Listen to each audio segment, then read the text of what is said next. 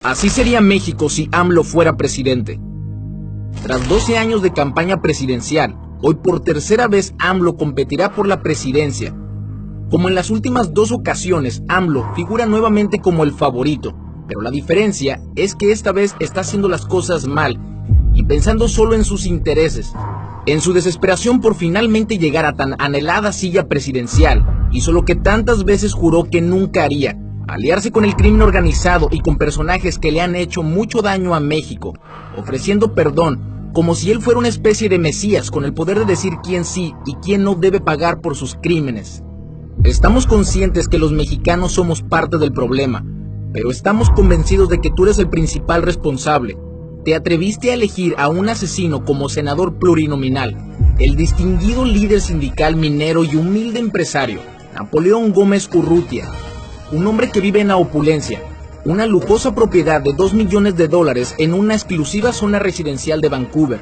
Un hombre que no ha respondido por sus delitos. Un verdadero criminal que en lugar de ser senador debería estar en la cárcel.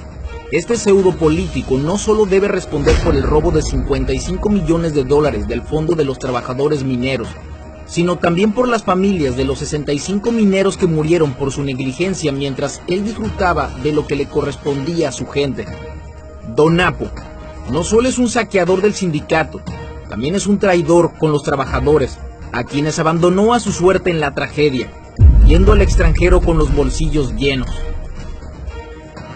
La prestigiada maestra Elba Ester Gordillo. AMLO le dio la bienvenida a la maestra, quien fuera líder del sindicato de maestros por más de 24 años y, claro, la principal responsable del desastre de la educación en México. Por sus manos pasaron más de $1,000 millones cada año tan solo de cuotas sindicales. ¿Dónde está todo ese dinero?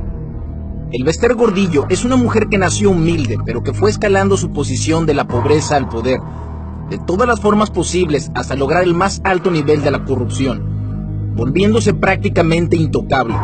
De ahí en adelante, los lujos, las mansiones, las cuentas de millones de dólares en ropa y bolsas, los yates, los aviones privados, los cargos de homicidio en su contra y las 59 Hammer rojas regaladas a sus empleados en el 2008, entre muchas otras cosas, nada ha tenido explicación. ¿Son estos los personajes que lograrán la transformación de México? Andrés Manuel, la gente con la que te has rodeado nos hace temblar de miedo. Nos hace creer que México sí puede convertirse en Venezuela. Un país que es la cruel y más acertada representación de aquella frase: socialismo es pobreza.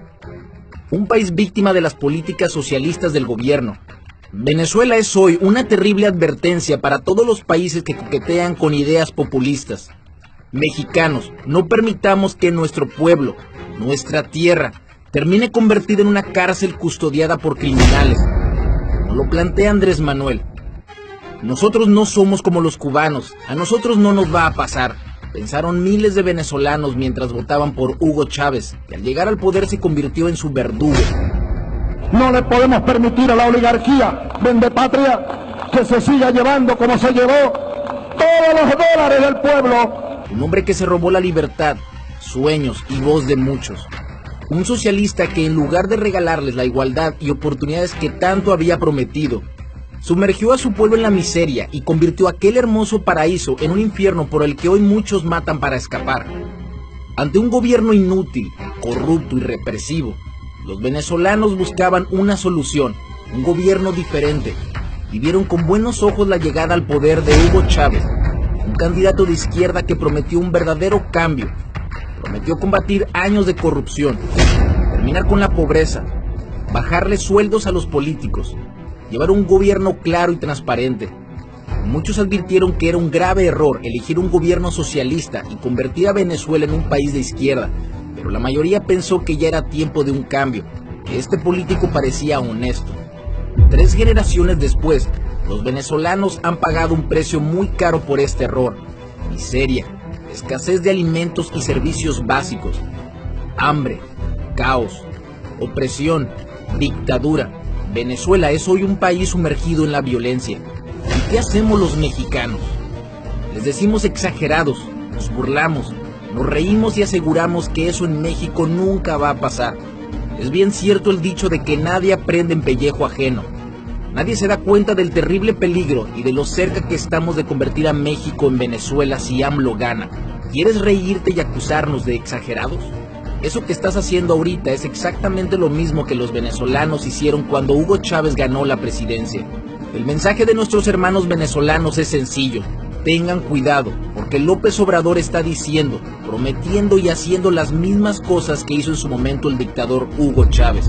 No crean en nosotros, pregúntenle a ellos, a cualquier venezolano de los muchos que viven en México que han sido forzados a huir de su país.